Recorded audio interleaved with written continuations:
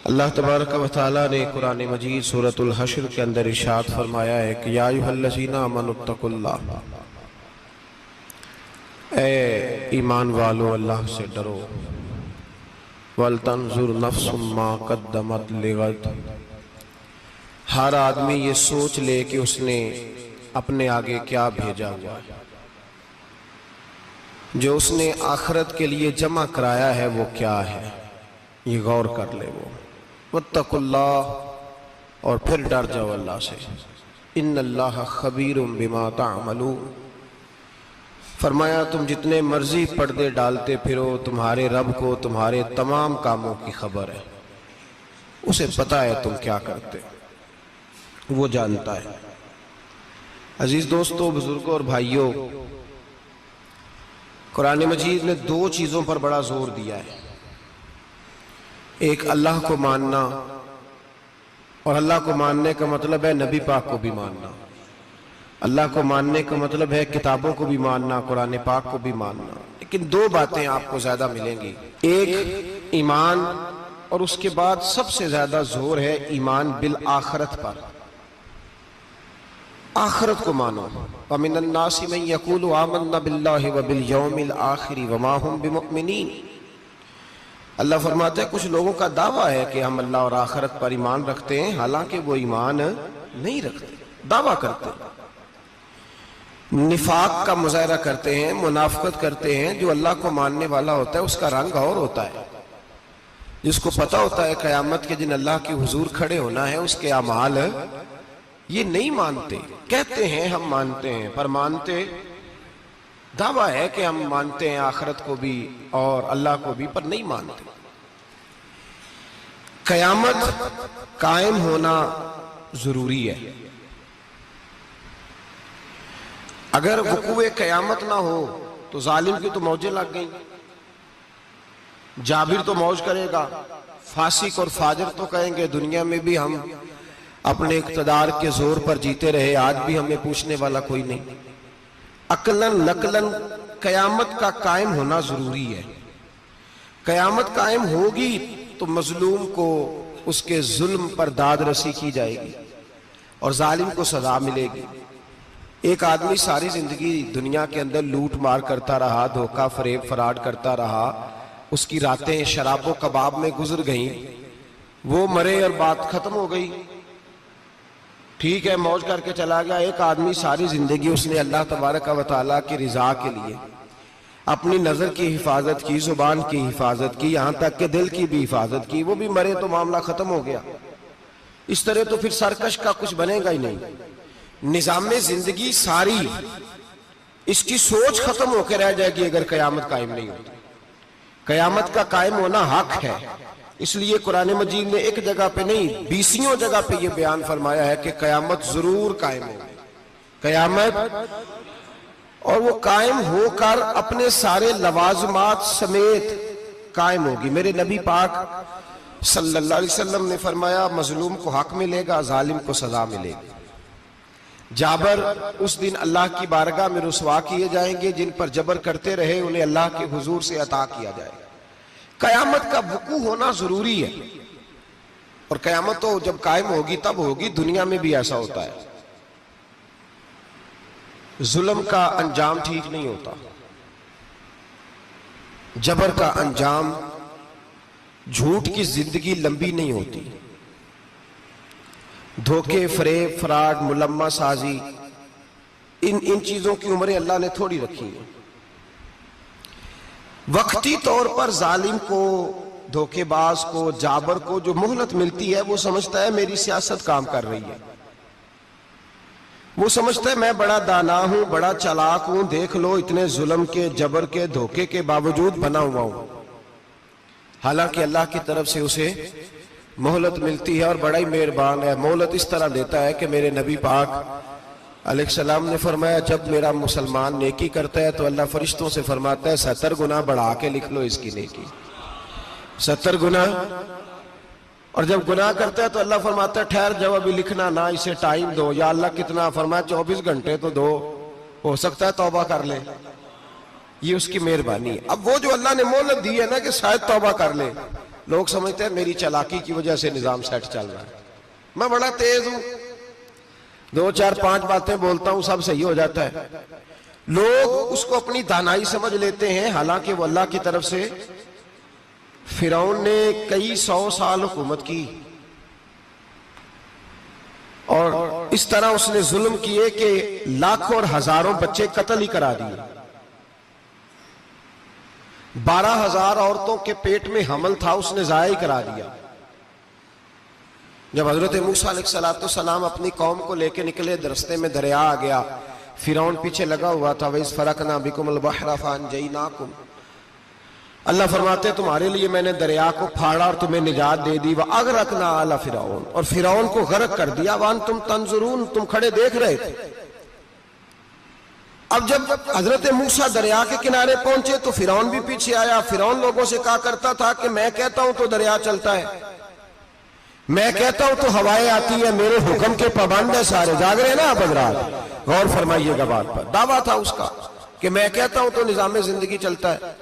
अब जब दरिया के किनारे पहुंची हजरत मूसा अलैहिस्सलाम, तो अल्लाह ने हुक्म दिया कि आप असा मारे। जनाब मूसा ने असा मारा, 12 रास्ते बन गए।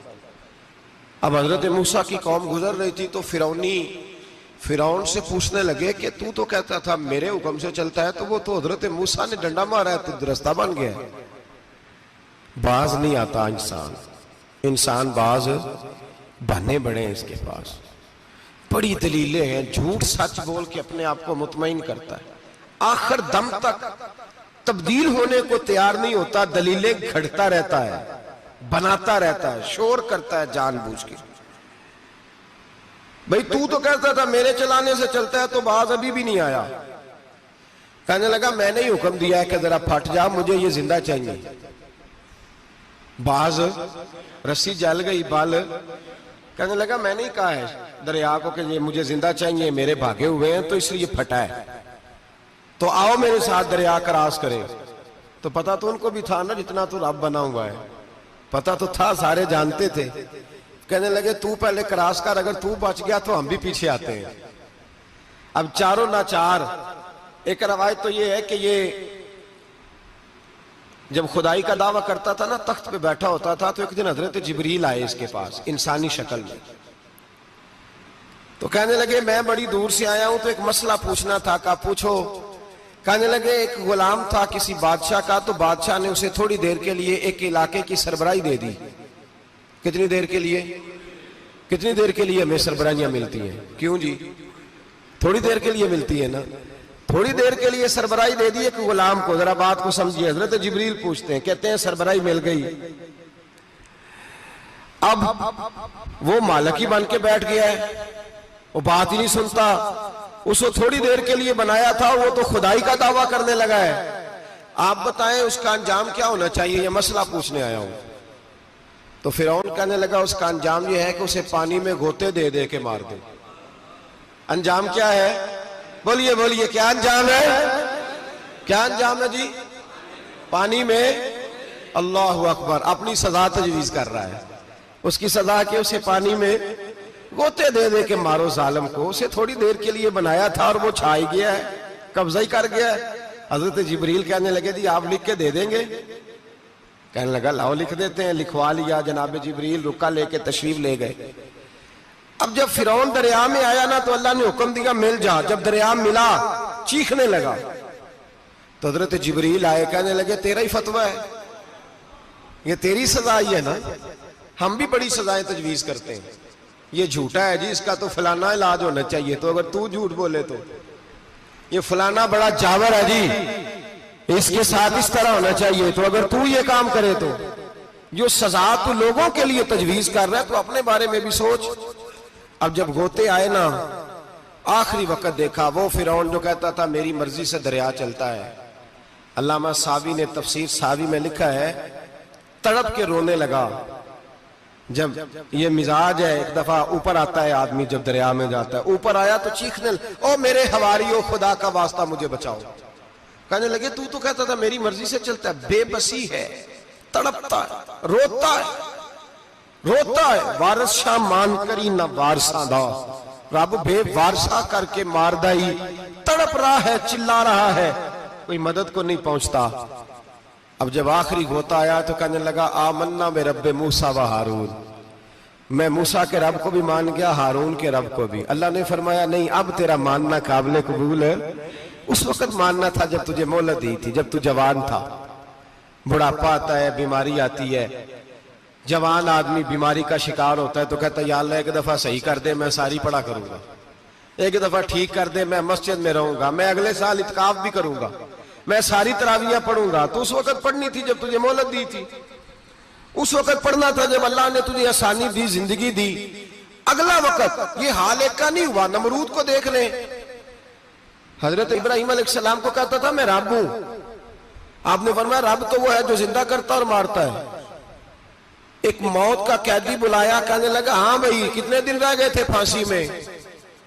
कहने लगा जी परसों होनी थी। कहा जा तुझे आजाद किया, लो मैं भी जिंदगी देता हूं। एक बेगुनाह आदमी को पकड़ के कत्ल कर दिया, कहता मैं भी मारता हूं। हजरत इब्राहिम अलैहिस्सलाम कहने लगे तू तो बेवकूफों जैसी दलीलें दे रहा है, चल इस तरह कर, मेरा रब सूरज मशरक से निकालता है, तू अगर रब है तो मगरिब से निकाल के दिखा। अब दलील का जवाब कोई नहीं था तो कहने लगा पकड़ो और आग में डाल दो। अल्लाह के नबी को आग में डालने वाला, यहां एक मच्छर बैठा है, 400 साल हुकूमत की और खुदाई का दावा किया। यहां मच्छर बैठा था, छींक आई तो मच्छर अंदर चला गया। पहले दरबार का अदब यह था कि जो आए सजदा करे। अब उसके सर पे कोई चीज मारता था तो उसे सुकून होता था, मच्छर थोड़ी देर के लिए उसका दिमाग छोड़ता था। ओ भाई, ये इस धरती पे अल्लाह ने लोगों को नजारे दिखाए और हमें समझाने के लिए दिखाए, हमें तफक्कुर की, गौर की दावत दी कि देख लेना, अपने अमल को परखना। तुम्हारे अमल हजरत मूसा के फरमाबरदारों जैसे हैं, जनाब इब्राहिम के फरमाबरदारों जैसे हैं, या बन के बैठ गए हो? अब दरबार का अदब यह है, बेबसी का ये हाल है कि जूते लटकते हैं दरबार में, जो आता है जूता खींचता है। और अदब यह है कि 10 जूते नमरूद के सर पे मारो, और 400 साल जूते लगते रहे। रोता था, जो आदमी आता था मिन्नतें करता था, कहता था कहीं से कोई दवाई मिल जाएगी। पागलों जैसी जिंदगी गुजारी, पागलों जैसी, पागलों जैसी सख्त। वो तो हिसाब, वकूए कयामत तो हिसाब होगा ही। यहां लोग पागल होके मरते हैं, माज़अल्लाह, नफ्सियाती मरीज होके मरते हैं।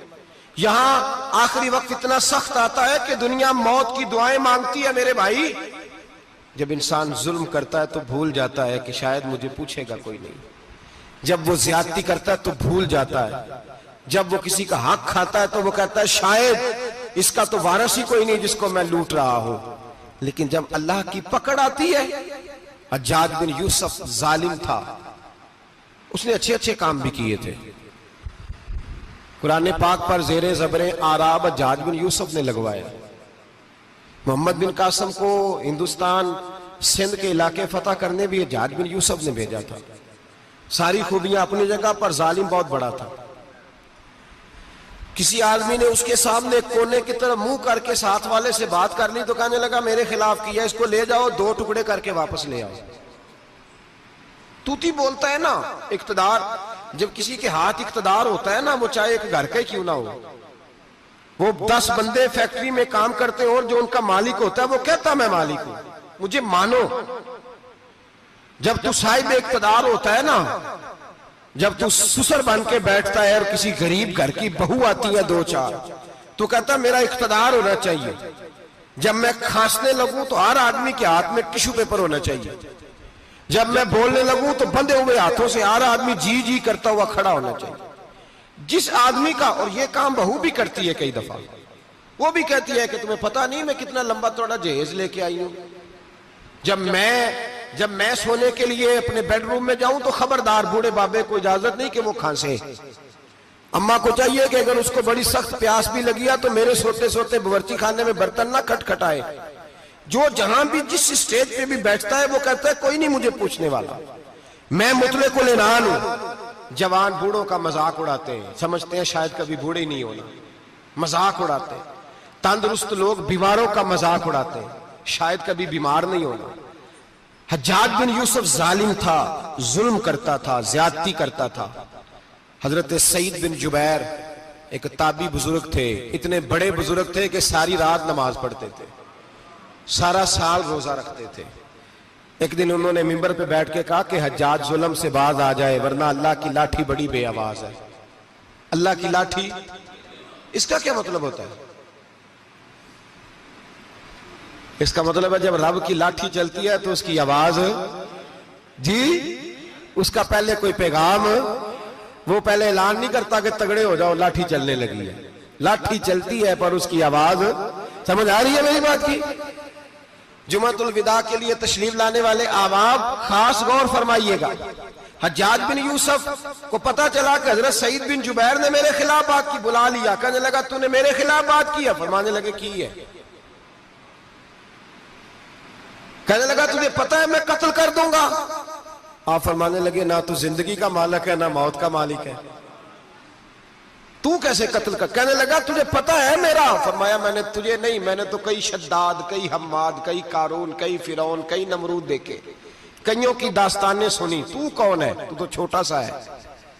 एक जुमला है मुल्ला जलालुद्दीन रूमी का, बड़े दरवेश थे, एक बात कह गए, कहने लगे नमरूद जितने पैसे नहीं, फिरौन जितनी हुकूमत नहीं, कारून जितनी दौलत नहीं, वरना फरमाने लगे मेरे जमाने में भी कई लोगों का खुदा बनने को दिल करता है, कई लोगों का दिल करता है, लेकिन नमरूद जितने पैसे, फिरौन जितनी ताकत और कारून जितनी दौलत नहीं, वरना हो सकता है लोग दावा कर जाए माज़अल्लाह सुम्मा माज़अल्लाह। ये आज से कई सौ साल पहले वो कह रहे, आज तो हालात बड़े अबतर है, उसकी निस्बत खतरनाक।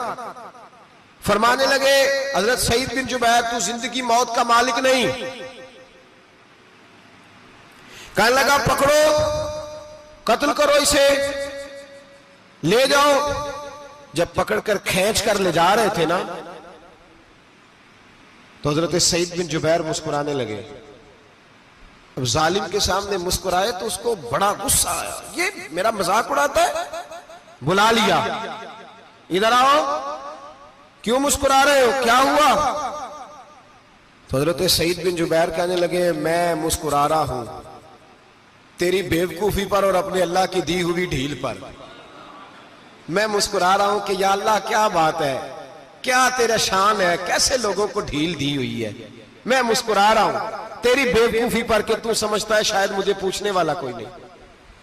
कहने लगा इसको बाहर ना ले जाओ, मेरे सामने कत्ल करो। ठीक है जी, कत्ल करने लगे तो हजरत सईद बिन जुबैर ने मुंह काबे की जानिब कर लिया। इन्नी वज्जहतु वजही लिल्लज़ी फ़तरस समावाति वल अर्द हनीफ़न वमा अना मिनल मुशरिकीन। जब आपने ये आयतें पढ़ी ना कि मैंने मुंह कर लिया है अपने रब की जानिब, करो मुझे कत्ल, कहने लगा नहीं नहीं इसका मुंह फेरो, काबे की तरफ हो के कत्ल ना हो। है जालिम पर पागल हो गया है। हजरत सईद बिन जुबैर के हौसले ने शिकस्त दे दी, नाकाम हो गया, मखबूतुल हवास हो। कहने लगा इसका मुंह फेर दो। जब काबे से फेरा तो आप फरमाने लगे लिल्लाहिल मशरिकु वल मगरिबु फइन्नमा तवल्ला फसम्मा वजहुल्लाह। अल्लाह फरमाता है तुम मशरिक और मगरिब सारा ही अल्लाह का है, जिधर भी मुंह करोगे उधर अल्लाह ही अल्लाह है, जिधर भी मुंह करोगे उधर अल्लाह ही अल्लाह है, चारों जाना। फेर दे जिधर मुंह फेरना है तूने, फेर दिया मुंह।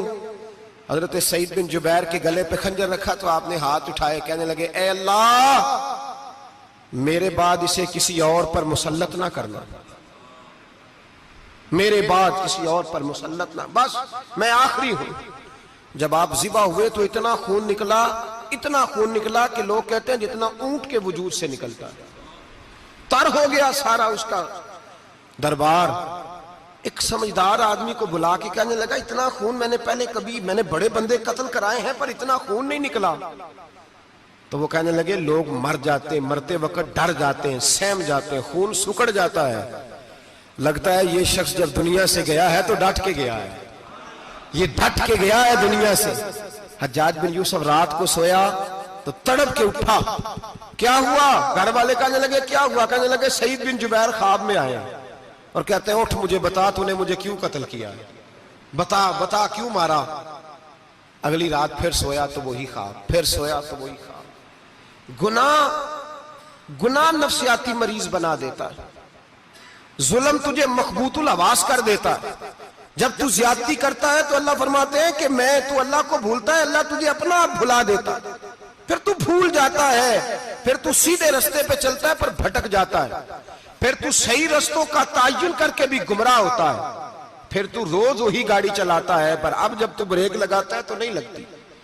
जब गुनाहों के साथ तू मखबूतुल आवास होता है, तू रोज वो कारोबार करता है, लेकिन जब तेरे गुनाह तुझे घेर लेते हैं फिर उसी कारोबार में तू नुकसान उठाता है। हज्जाज बिन यूसुफ तड़पता है, रोता है, यहां तक कि बीमार हो गया। पेट में दर्द होती है, पता नहीं क्या हुआ, तकलीफ होती है, पता नहीं। सारे हकीम, तबीब, डॉक्टर, कोई ना समझ सका कि बीमारी क्या है। जो बीमारियां खुदाई होती हैं उनका लोगों को पता, जो आजमाइशें रब की जानिब से होती हैं वो डॉक्टरों के हत्थे नहीं चढ़ती। जो तकलीफें अल्लाह देता है उनका हकीम, तबीब इलाज नहीं कर पाते, मुश्किल। और शिफा उसी वक्त होती है जब अल्लाह देना चाहे, और जब रब भी देना ना चाहे तो बड़े बड़े डॉक्टर कहते हैं कि हमारे बस की बात नहीं रही। बगदाद से हकीम आए, पेट देखा, कहने लगे ना तेरे मैदे में कोई दिक्कत है, ना तेरे जिगर में, ना किसी और जगह, माजरा क्या है? एक आखिरी इलाज है, आखिरी। वो क्या?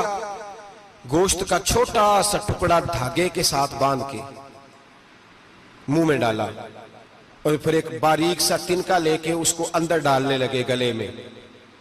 वो गोश्त का टुकड़ा जब हलक के अंदर उतर गया, उस हकीम ने वापस खींचा तो कैसे ऐसी बदबू आई जैसी कभी सूंघी न थी। जानवर, कीड़े मकोड़े लगे हुए बाहर निकले, और जब देखा तो जितने महल में लोग बैठे थे चिल्लाते हुए निकल गए कि ये क्या मुसीबतें हैं। हकीम भी उठ के दौड़ने लगा। कहा तुझे क्या हुआ? कहने लगे हज्जाज तेरी बीमारी जमीनी नहीं, तेरी मुसीबत जमीनी नहीं। कहा मेरी मर्ज तक तुम क्यों नहीं पहुंच पा रहे? तो कहने लगे लगता है तू बद्दुआ का मरीज है, लगता है तू जुल्म का मरीज है, तू जबर का मरीज है। तड़पता रहा, सिसकता रहा।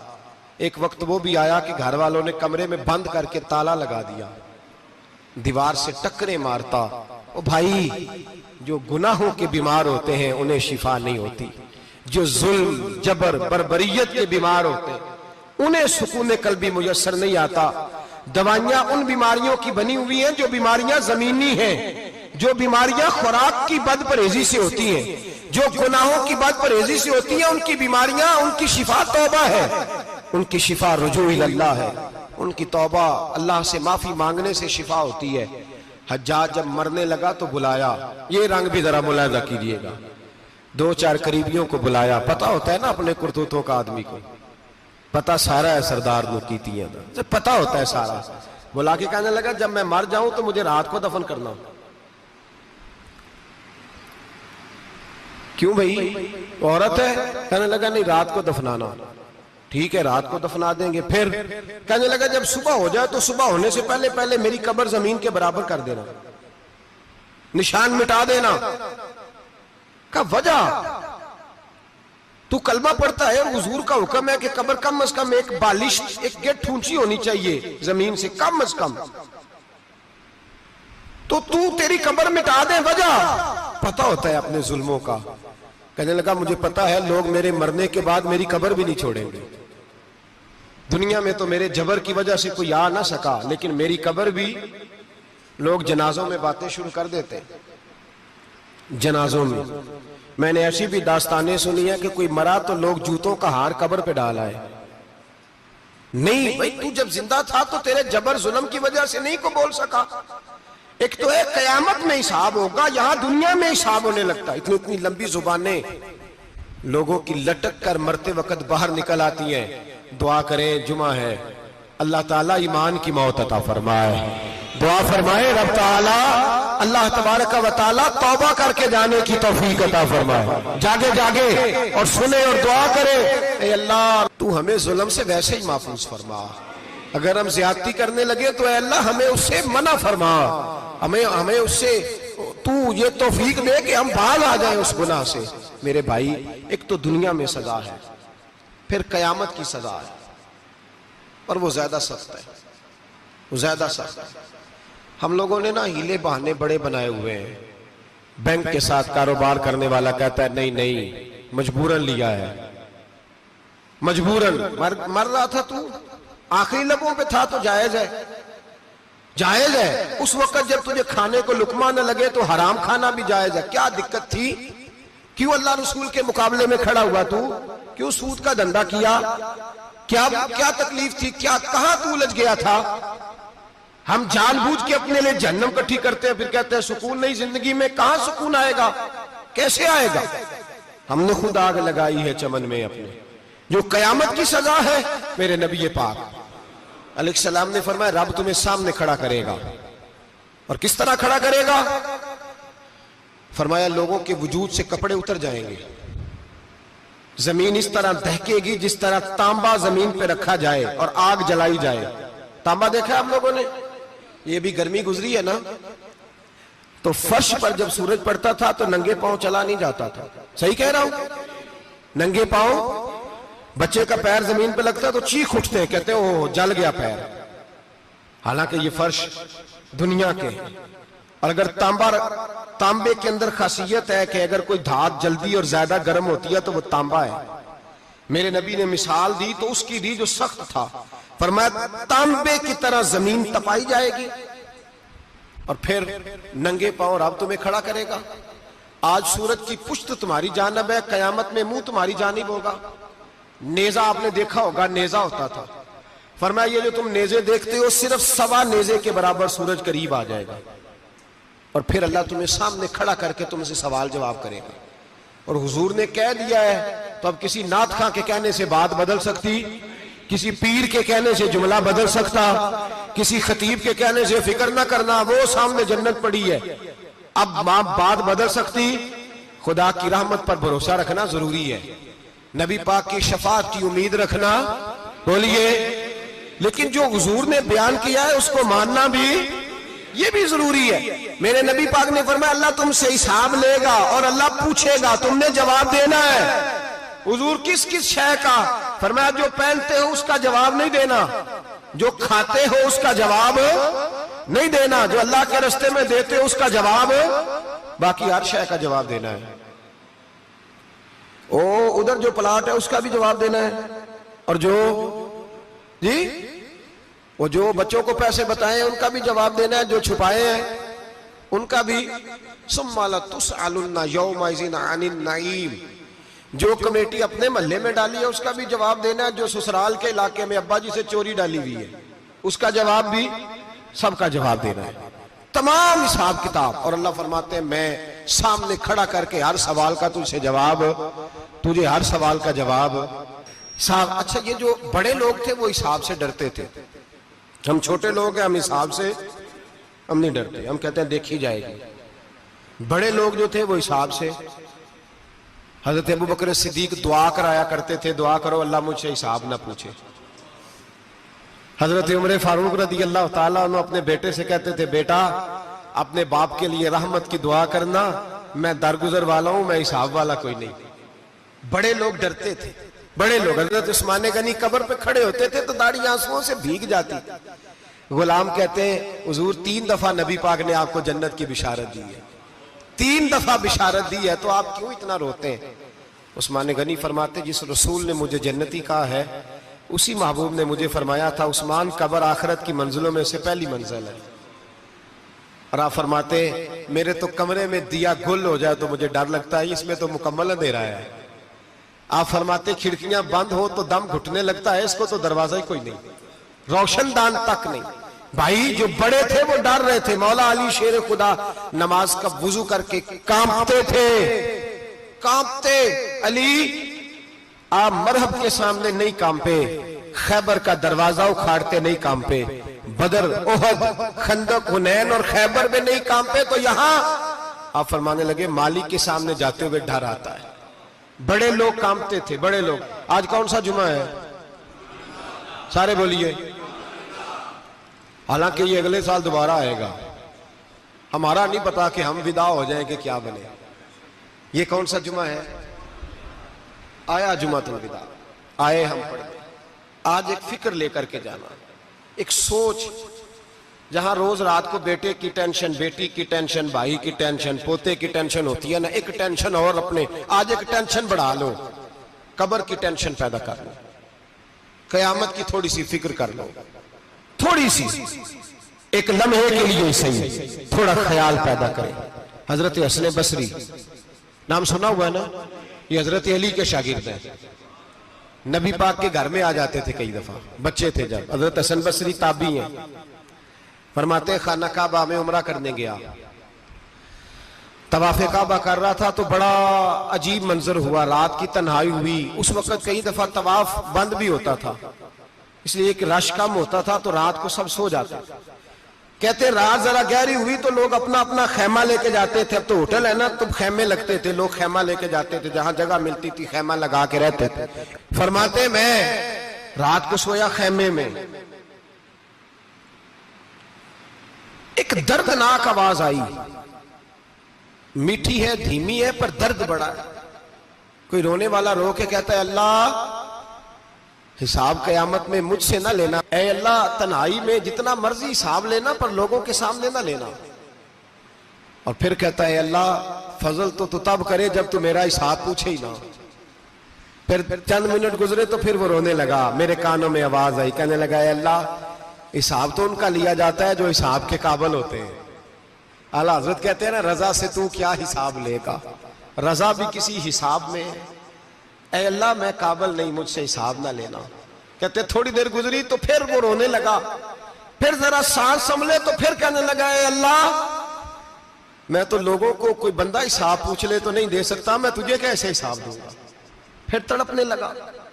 कहते थोड़ी देर गुजरी तो फिर एक लफ्ज उन्होंने कहे, रोने वाले ने, कहने लगे अल्लाह देख तेरे महबूब का फरमान है जो माफी मांगे तो उसे माफ कर दिया करता है। ऐ अल्लाह मैं माफी मांगने आया हूं और मस्जिद नहीं आया, मैं काबातुल्लाह ही आ गया हूं। कहते हैं वो इतना रोए कि चीख आई उनकी, और जब धड़ाम से कोई जमीन पे गिरा तो मैं परेशान हुआ कि अब तो बेहोश हो गया। फरमाते हैं मैं जोर से उठा फटाफट और उस शख्स की तरफ बढ़ा। मेरे दिल में ख्याल है कोई गुनाहगार है बेचारा, तो चलो मैं भी दुआ करता हूं, इसको कहता हूं बेटे फिक्र न कर, अल्लाह तेरी मदद करेगा। फरमाते मैं गया इस नीयत के साथ कि मैं कहूंगा चलो उठो तुम भी दुआ करो, मैं भी करता हूं, अल्लाह हमसे हिसाब ना पूछे। कहते मैं गया तो वो शख्सियत बेहोश पड़ी थी, काले स्याह बाल उनके चेहरे पे बिखरे हुए थे। कहते हैं लोगों जब मैंने जुल्फे हटाई चेहरे से तो मेरा वजूद कांपने लगा आसमान टूट पड़ेगा, जमीन फट जाएगी, सितारे बिखर जाएंगे, आज बह जाएंगे समुंदर। फरमाते मेरी चीखें निकल गई, ये कोई गुनाहगार तो नहीं, ये तो हजरत फातिमा के पोते इमाम ज़ैनुल आबिदीन है, ये तो इमाम हुसैन का वो बेटा है जो करबला में तन्हा बचे थे। फरमाते मैं इमाम का चेहरा देखा तो भाग के आया और मैंने अपनी दाढ़ी उनके पैरों के साथ मस की और मैंने कहा हुजूर उठिए। इमाम उठे तो मैंने कहा ओ शहजादे तेरे तो इशारे से अल्लाह कई गुनाहगारों को बख्शेगा, तेरी तो दुआ से अल्लाह बख्शेगा, ये क्या कर रहे हो? तो इमाम ज़ैनुल आबिदीन कहने लगे हसन बसरी इधर आ यार, इधर आओ बुजुर्गो, मेरे दादा के पास रहने वाले हो, मैंने ना आज ही सुना है कि उसका अजाब बड़ा सख्त है, आओ मेरे लिए दुआ करो, अल्लाह पाक मुझसे हिसाब ना पूछे। कहा हुजूर ना करें।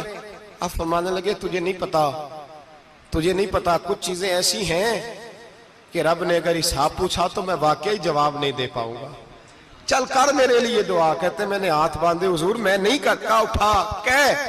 फरमाते मैंने हाथ उठाए, मैंने कहा अल्लाह तेरे रसूल का शहजादा है, ये तेरे रसूल का शहजादा है, ये कह रहा है तो फजल कर। ओ भाई जो बड़े थे वो तो तड़पते थे, सिसकते थे। बू अली हीती कहते खाना काबा में पत्थर पे सर रगड़ रगड़ के कोई बूढ़ा कह रहा था ऐ अल्लाह अव्वल तो हिसाब ना लेना और अगर लेना तो मुझे अंधा करके उठाना, मैं तेरे नेक बंदों के सामने शर्मिंदा नहीं। इकबाल रो पड़े। इकबाल कुछ लोगों ने लिखा है ये आखिरी रुबाई है डॉक्टर इकबाल की, आखिरी, इसके बाद शायद उसने कलाम ने कुछ सीरत निगारों का ख्याल है। इकबाल मदीने की तरफ मुंह करके कहने लगे तू गनी अजहर दो आलम मन फकीर, अल्लाह तू गनी है मैं तो फकीर हूं, रोज मक्शर उज्र हाय मन पजीर, ए अल्लाह अव्वल तो मेरा कोई उज्र कबूल कर लेना मक्शर के दिन, और अगर ना करना हुआ अगर तुम्ही बीनम हिसाबम ना गुजीर, अगर जरूर ही मेरा हिसाब लेना है, ऐ अल्लाह अगर तूने जरूर लेना है, ऐ अल्लाह अगर जरूर ही लेना हिसाब, अव्वल तो मेरा उज़र मान लेना, मेरी कमजोरी पे रहम करना। ऐ अल्लाह मेरे बुढ़ापे पर, मेरी कमजोरी पर रहम करना। अगर जरूर हिसाब लेना है, अज निगाहे मुस्तफा पिन्हा बगीर, तो ऐ अल्लाह जरा हुजूर की निगाहों से ओझल करके लेना। ऐ अल्लाह मुझे शर्म आएगी।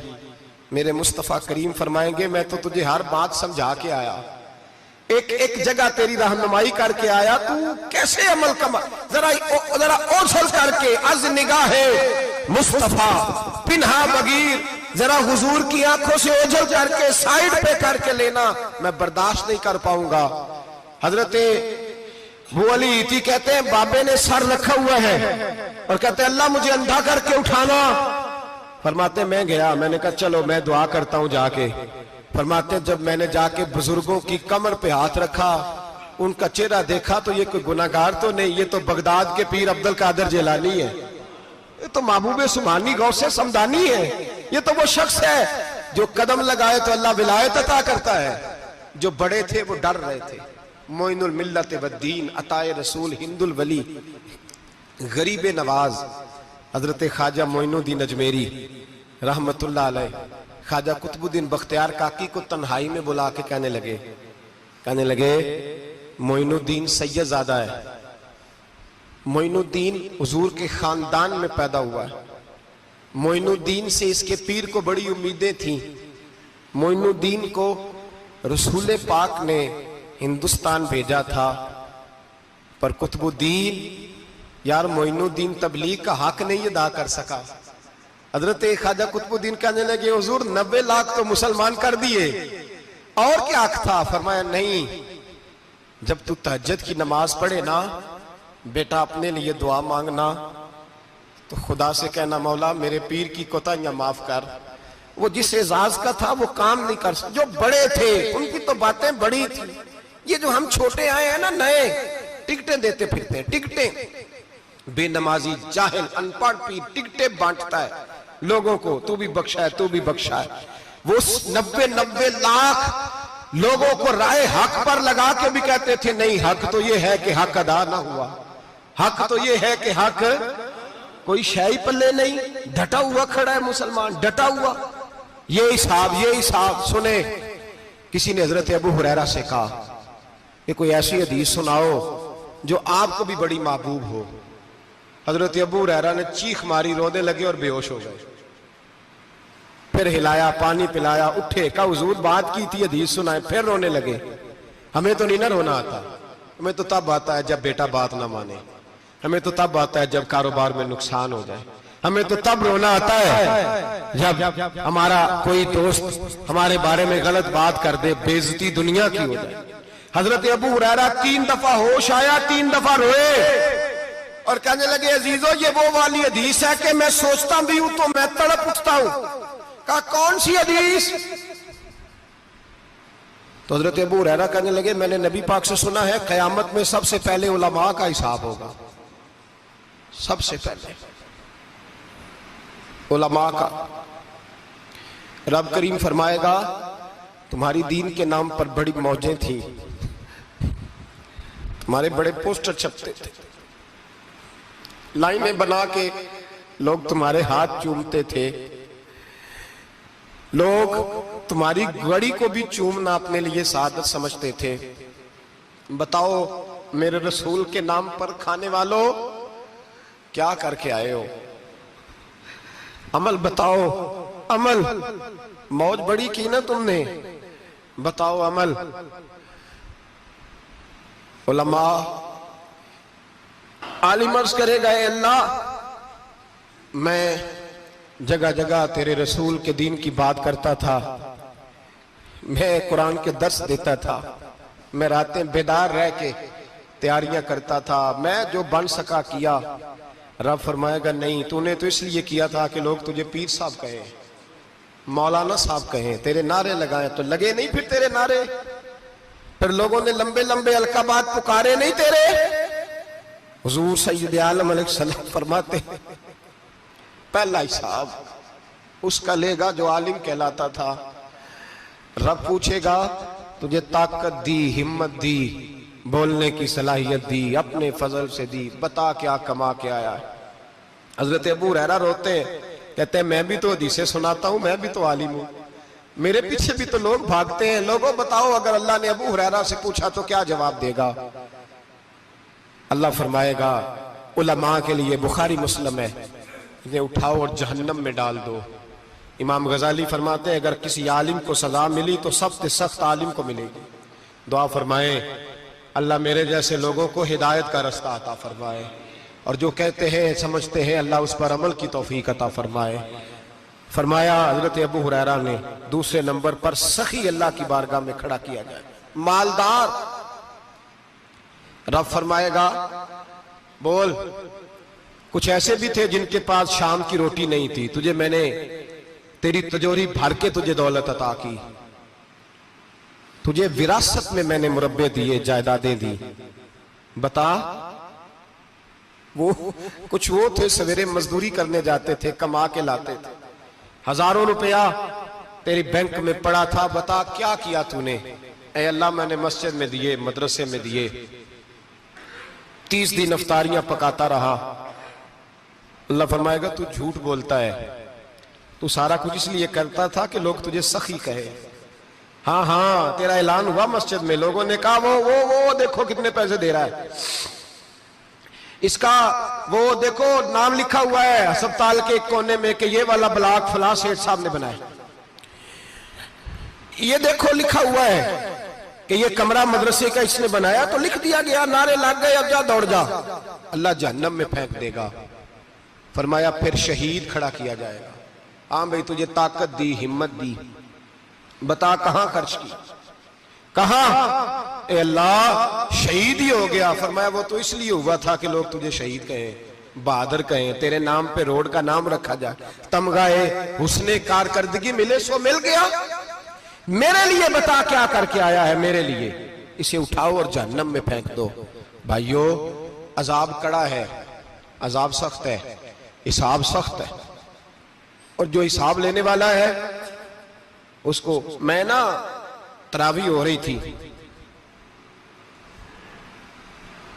तो कारी साहब ने एक सूरह यासीन शुरू की, वमताजुल यौमा अय्युहल मुजरिम। अल्लाह फरमाता है कयामत में मैं कहूंगा मुजरिम जो है ना वो सफों से बाहर आ जाए, सफों से बाहर आ जाए। एक हमारे फिजिक्स के टीचर होते थे तो बड़ी सख्त छड़ी मारते थे, तो जब वो कद भी बड़ा था, जलाल भी बड़ा था, और उसूल बड़े अच्छे इंसान थे लेकिन सख्त थे, तो मुझे याद आता था कि जब वो सवेरे आके कहते थे जिसने काम नहीं लिखा वो बाहर निकल आए।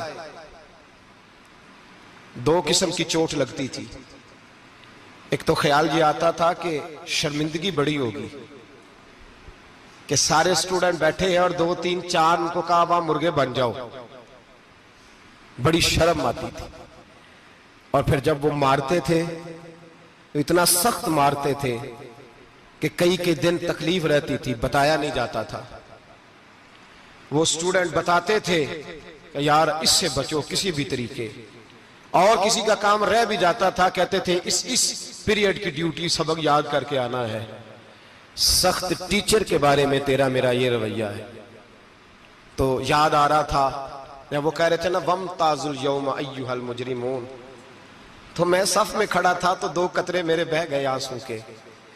मुझे साथ बच्चा कहने लगा तबीयत ठीक है, मैंने कहा तबीयत तो ठीक है, कुछ याद आ गया है कि मैदान महशर में यहां तो छुपे हुए हैं ना ऐब, छुपे हुए, और भाई रब बड़ा करीम है, ऐबों के बावजूद नवाजता है।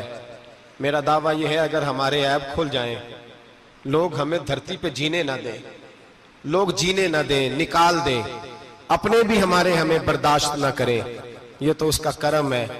पता सारा है सरदार नु कीतियां दा, पर्दा चपाया ही तेरा भला होसी। वमताजुल यौमा अय्युहल मुजरिमून, अल्लाह फरमाएगा मुजरिम बाहर आ जाए। या अल्लाह क्या होगा जब सवाल जवाब होंगे? तो रब फरमाते हैं तेरी जुबान पे मोहर लगा के बंद कर दूंगा, तेरे हाथ बोलेंगे, पैर बोलेंगे, सर बोलेगा, पेट बोलेगा।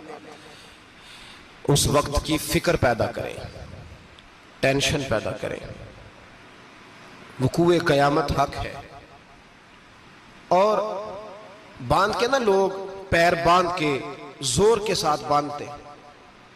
सगा बेटा जब कब्र में दफन करता है ना, तो वो भी कहता है वो कोना, ये कोना थोड़ा सा मिट्टी कम है, यहां भी मिट्टी डालो। पहले लोग रोजाना जाते हैं, फिर हफ्ते के बाद, फिर महीनों बीत जाते हैं। कुछ कब्रें ऐसी भी हैं जिन पे खड़े हों तो लगता है कब्रें रो रही हैं और कहती हैं जाओ मेरे घर वालों से जाके कहो कोई फेरा ही लगा जाए। वो एक दफा आए तो सही, कोई मिट्टी नहीं डालता। बादशाहों की कब्रें रोती हैं, सरमायादारों की कब्रें रोती हैं, कोई जाता नहीं। इतने इतने मोटे सुराख है कब्रों में। आप अपने शहर के कब्रिस्तान फिर के देख लें, सुराख है। ओ भाई, हजरत मौला अली शेर खुदा कब्रिस्तान गए तो पहले रोने लगे, फिर कहने लगे कब्रों वालों क्या हाल है तुम्हारा। तो आप फरमाते हैं मुर्दा मुझे अंदर से बोल के कहने लगा अली कफन फट गया, हड्डियां टूट गई। माल तो दे आए थे वारसों को, पर हिसाब हमें देना पड़ रहा है। तू बता पीछे क्या हालात है। तो हजरत अली कहने लगे तुम्हारी बीवियों ने और निकाह कर लिए, तुम्हारे दोस्तों ने नए दोस्त बना लिए, तुम्हारी औलादों ने तुम्हारे बगैर जीना सीख लिया, तुम्हारी जायदादें बट गईं, तुम्हारा पैसा तकसीम हो गया। पहले तो कोई तुम्हारा नाम लेता था, अब तो तुम्हारा जिक्र खत्म हो गया। अब तो एक दो नस्ल तक तुम्हारा जिक्र था, अब तो तुम्हें याद ही कोई नहीं करता। कहते हैं लोग यहां कोई रहा करता था, यहां कोई हुआ करता था, अब तो तुम किस्सा पारीना, किस्सा माजी हो गए। हिसाब का वक्त करीब है, करीब आ गया वक्त। अल्लाह फरमाते इक़्तरब लिन्नासि हिसाबुहुम वहुम फी गफलतिन मुरिदून। फरमाया हिसाब का वक्त करीब आ गया है तो अभी भी गाफल है। जुम्मतुल विदा, एक परेशानी लगाने का इरादा था, बड़ी परेशानियां पाली है, एक परेशानी और पाल लो। जिसको ये परेशानी लग जाए उसके अमल संवरने लग जाता है। ये परेशानी पाल लो कि अगर मुझे हिसाब देना पड़े। हजरत उमर का फरमान, आप फरमाया करते थे अपना हिसाब खुद कर लो, कबल इसके कि अल्लाह तुम्हारा हिसाब करे। खुद कर लो अपना हिसाब, खुद खाते ठीक करके रखो, चेक करके रखो। मेरी दुआ है अल्लाह पाक हमें उनमें शामिल करे जिनको वो माफ करने वाला है। आमीन तो कह दे। अल्लाह तबारक व तआला हमें उन लोगों में शामिल करे जिन्हें अल्लाह बगैर हिसाब जन्नत अता करने वाला। फिक्र पैदा करें, सोच पैदा करें। अल्लाह तबारक व तआला को राजी करने के अय्याम है और उसकी रजा की तरफ तवज्जो करें सारे हजरात। अल्लाह तबारक व तआला आपको सादतमंदियां और बरकतें अता फरमाए।